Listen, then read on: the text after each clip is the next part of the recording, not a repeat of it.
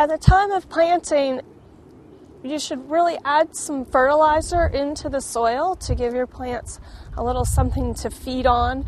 Annual plants, because they flower so much, tend to need a lot of nutrients.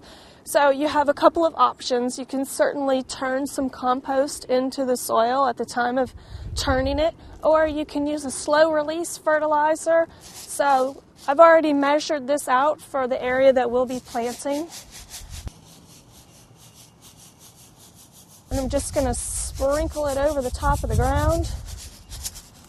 And then I'm going to use a rake to rake that fertilizer in.